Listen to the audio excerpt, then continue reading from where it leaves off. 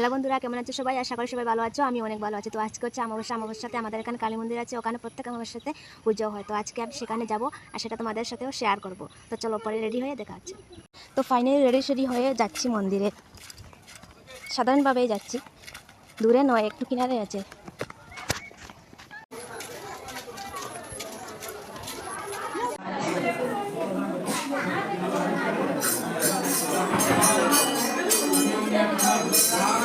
Finally মন্দির থেকে এখন বাড়িতে চলে যাচ্ছি।